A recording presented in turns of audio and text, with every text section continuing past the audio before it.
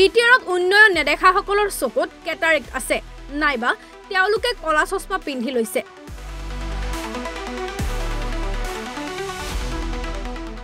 BTR নিৰ্বাচনক লৈ হাজু হৈছে ইউপিপিএল দল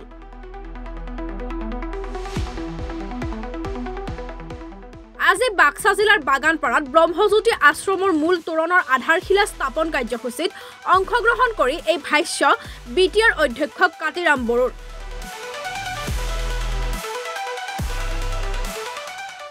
বিটিআৰ অধ্যক্ষ কাতিৰাম বড়োৰ লগতে ইউপিপিএল দলৰ নেতাকৰ্মীসকলে আজি বাগানপাৰা পৰিষদীয় সমষ্টিৰ 9টাকৈ উদ্বোধনী অনুষ্ঠানত অংশগ্ৰহণ কৰে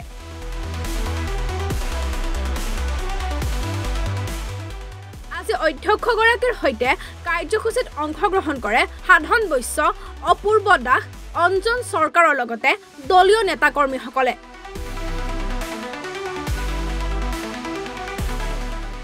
বিটিআৰ অধ্যক্ষ কাতিৰাম বড়োৱে আজিৰ দিনটোত সৰ্বমুঠ 2 কোটি ব্যয়ৰ আঁচনি মুকলি কৰা বুলি প্ৰকাশ কৰে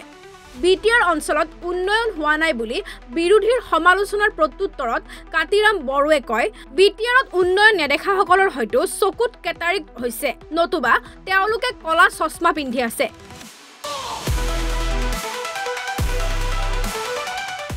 প্ৰমোদ বড়ো নেতৃত্বাধীন ইউপিপিএল চৰকাৰৰ দিনত হোৱা বহুকেইটা আঁচনিৰ কথাও অধ্যক্ষগৰাকীয়ে প্ৰকাশ কৰে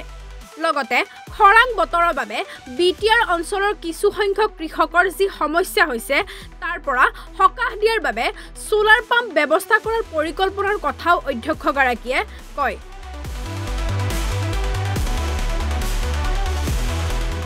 তো আজি আমি 25 নং বাগানপাৰা সমষ্টিত 9টা আমাৰ উদ্বোধনী কাৰ্যসূচী আছে ইয়াত কিছুমান সম্পূৰ্ণ হোৱা আৰু কিছুমান আজি আধাৰশিলা স্থাপন কৰিছো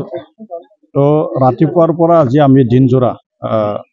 প্ৰায় মানে 2 কোটি টকাৰ আমি আজি ইয়াত মানে উদ্বোধনী কাৰ্যসূচীটো আছে প্ৰথমে আমি এটা মানে নামঘৰ এই নামঘৰ মোৰ স্পিকাৰ ডিসক্ৰিপশনাৰী ফাণ্ড আছিল ইয়াৰ দ্বাৰাই বনোৱা হৈছিল তাৰ পিছত আমাৰ যেহেতু বিটিআৰত প্ৰমোদ বড়ো নেতৃত্বত এতিয়া মানে কিছুমান মানে স্কুল ঘৰ নতুনকৈ বনোৱা হৈছে এই তেনেকুৱা মানে স্কুল ঘৰ সম্পূৰ্ণ হৈছে এই 2023 আৰু 2024 আৰু 2025 বিত্তীয় বৰ্ষত আছিল তো Pamnoipar LP school Kharamara VCDC Thereram Bodo LP school Girua VCDC আৰু দৈমালু এমই স্কুল এটো বাগানপাৰা ভিচিডিসি আৰু এতিয়া আমি ইয়াত মানে যে বাগানপাৰা আঞ্চলিক ব্ৰহ্ম মন্দিৰ ইয়াত আমি এটা মানে গেট এটা তোৰণ তোৰণৰ ইয়াত এটা আধাৰশিলা আমি স্থাপন কৰিছো ইয়াত 5 লাখ আছে আৰু পৰৱৰ্তী সময়ত আমি অদলা ভিচিডিসিত আমাৰ এটা মানে বাথৌ আশ্ৰম হাই স্কুল ইয়াত মোৰ স্পিকাৰ ডিসক্ৰিপশনাৰী ফাণ্ডৰ দ্বাৰা ইয়াত 10 লাখ টকা ইয়াত মানে অনুদান দিয়া আছিল আৰু হিটো সম্পূৰ্ণ হৈছে এটো উদ্বোধন কৰিম তাৰ পিছত নৱস্থিতি ব্ৰহ্ম মন্দিৰ নিৰ্মাণ কৰাৰ কাৰণে ইয়াত আমি ইয়াত উদ্বোধন কৰিম তাৰ পিছত 2025 আৰু 26 চনত আমাৰ সোনাজুলি সুবনকাটা ভিচিডিসি সোনাজুলি অঞ্চলত বহুত পুৰণি এটা মানে গণেশ পূজা হৈ থাকে আৰু এই গণেশ পূজাত তেখেতসকলে বিচাৰি আছিল যে ইয়াত এটা মঞ্চ লাগে আৰু সেই মঞ্চৰ আজি ইয়াত মানে আধাৰশিলা স্থাপন হ'ব তাৰ পিছত আমি আপোনালোকে সকলোৱে জানে যে আমাৰ 25 নং বাগানপাৰা সমষ্টিত এটা টুৰিষ্ট স্পট আছে এটা পৰ্যটকস্থলী আছে চৌকি এই চৌকিত আজিলৈকে বহু বছৰ হ'ল আজিলৈকে মানে ইয়াত মানে ভাল এটা মানে তোৰণ নাছিল ভাল এটা গেট নাছিল এটো এটা মানে মই দেখিছো এটো মানে কি কয় এটো প্লাইবোৰ্ড দি বনোৱা দেখিছো কিন্তু এই বিলি আমি 2025 আৰু 2026 চনত এই যে মানে তোৰণ যেটো গেট এই গেটটো আমি খুব সুন্দৰভাৱে সজাব বিচাৰিছো আৰু ইয়াত মই আধাৰশিলা স্থাপন কৰিম আৰু আজি আমাৰ যিখিনি আমাৰ আজি যি দিন এই দিনটোৰ কাৰ্যসূচী তেনেকুৱা আমি ৰাখিছো আৰু মই আগত মানে যিখিনি কাৰ্যসূচী মই যোগদান কৰিব পৰা নাছিলো এতিয়া ব্ৰহ্ম মন্দিৰৰ পৰা মই যোগদান কৰিছো আৰু পৰৱৰ্তী কাৰ্যসূচীত মই আমাৰ যিখিনি টিম এই টিমখিনি আমি যোগদান কৰিম আৰু ইয়াত যিখিনি মানে আধাৰশিলা বা সম্পূৰ্ণ হোৱা সেইবিলাক আমি উদ্বোধন কৰিম। এইটোতো মানে একাংক যিখিনি একাংক তেখেতসকলৰ মানে কি ক'ম, তেখেতসকলে দেখাই নাই, তেখেতসকলৰ তাতে মানে চকুত কেটাৰেক আছে নহ'লে বা মানে ক'লা চশমা চাই মানে পিন্ধি তেখেতসকলে চাই আছে, সেইকাৰণে দেখা পোৱা নাই। তো মাথাউৰিৰ কথা পাগলদিয়া 2004 চনৰ পৰা পাগলদিয়াত মানে পাগলদিয়া নদী উদং হৈ আছিল। বৰাঘাটত বড়ো ভেৰভিৰিত, এফালে মানে ঝাৰ তালুকত, এফালে মানে কি কয় এইটো কদমতলাত, হলাপাৰত, তেনেকুৱা অঞ্চলবিলাকত উদং হৈ আছিল। কিন্তু আজি মানে আমাৰ যি এটা প্ৰচেষ্টা আৰু অসম চৰকাৰৰ সিদ্ধান্ত হিচাপে আপোনালোকে দেখিব যে ইয়াত সুন্দৰ এটা মাথৰি হৈছে। তো এতিয়া ইয়াত আমাৰ শিয়ালদাৰাত এটা মানে শিয়ালদাৰা দংবান কমিটি আছিলে। আজি প্ৰায় বহু বছৰ আগৰ পৰা তেখেতসকলে মানে ইয়াত মানে বান মানে চুইচ গেট তেখেতসকলে বিচাৰি আছিল। এইবেলি আমি 2024 আৰু 2025 চনৰ যিটো বিত্তীয় বৰ্ষ, এই বিত্তীয় বৰ্ষত আমি 1 কোটি টকাৰ সেইটো বনাইছে। আৰু একেবাৰে মানে যিহেতু আমি বাগানপাৰা সমষ্টিৰ উত্তৰ ভাগ, এই উত্তৰ ভাগ আৰু বাগানপাৰা সমষ্টি হৈছে যে কৃষিত মানে নিৰ্ভৰ কৰা এটা সমষ্টি হয়। আৰু তেখেতসকলক মানে এটা শুভ বুদ্ধি দিয়ক, মানে নেদেখাজনে মই এইটোৱে মানে আহ্বান কৰিছোঁ। এইটোতো এতিয়া অকল আমাৰ বাগানপাৰা সমষ্টি নহয়, এইটো সমগ্ৰ আমাৰ মানে নামনি অসমৰ এটা মানে সমস্যা হৈ আছে। বৰুণ দেৱতা এতিয়ালৈকে মানে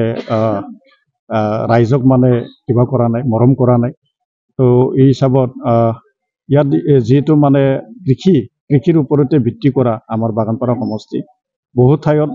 ময়ো দেখিছোঁ, ময়ো ঘূৰিছোঁ। আমাৰ যি দক্ষিণ অঞ্চলত কিছু সমস্যা হৈছে, কিন্তু উত্তৰ অঞ্চলত যিহেতু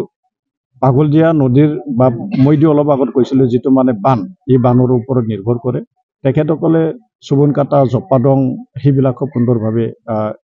খেতি ধানবিলাক ৰুই আছে। আৰু আমাৰ কিছু অঞ্চলত মানে ৰাইজে অলপ কষ্ট কৰি মানে কিবা কৰি আছে। পৰৱৰ্তী সময়ত ইয়াত যিমানখিনি মানে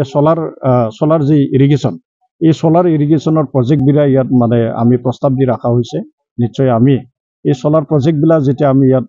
কিবা কৰিব পাৰিম, তেতিয়া নিশ্চয় এই যি বতৰৰ ওপৰত যিটো নিৰ্ভৰ কৰা যিটো মানে এই পদ্ধতিৰ যিটো সমস্যা, এই সমস্যাটো সমাপ্ত হ'ব। এইটোতো অন্য দলে কি প্ৰস্তুতি হৈছে আমি নাজানো, কিন্তু আমি UPPL দল হিচাপে নিশ্চয় আমি প্ৰস্তুতি আমি কৰিছোঁ। আমি বিভিন্ন পৰ্যায়ত মানে যিমানখিনি আমাৰ দলীয় যিখিনি কাম কাজ, এই দলীয় কাম কাজবিলাক কৰি আছে। নিশ্চয় আপোনালোকে ইয়াৰ সাক্ষী হয় যে কেইদিনমান আগত ইয়াত আমাৰ বুথ সন্মিলন হৈ গ'ল। যিটো বুথ সন্মিলনত আমাৰ মানে 3500 আমাৰ বুথ কৰ্মী ইয়াত অংশগ্ৰহণ কৰিলে।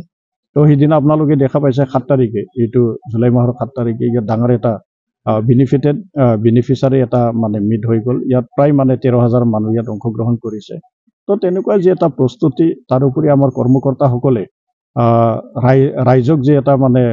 ৰাইজক যি এটা আশ্বাস আৰু সেই বিশ্বাসটো দিব পাৰিছে যে প্ৰমোদ বড়োৰ নেতৃত্বত ইয়াত শান্তি স্থাপন হৈছে, ইয়াত উন্নয়নৰ কামবিলাক ইয়াত গতি লৈছে। এইটো আমাৰ যিখিনি মানে সৰ্বসাধাৰণ ৰাইজে ইয়াত পতিয়ন গৈছে। আৰু সেই পতিয়ন যোৱাৰ কাৰণে আজিৰ সময়ত এই আমাৰ 25 নং বাগানপাৰা সমষ্টিৰ লগতে সমগ্ৰ বিটিআৰ অঞ্চলত UPPLকে মানে ৰাইজে আকোৱালি লোৱাটো আমি দেখা পাইছোঁ।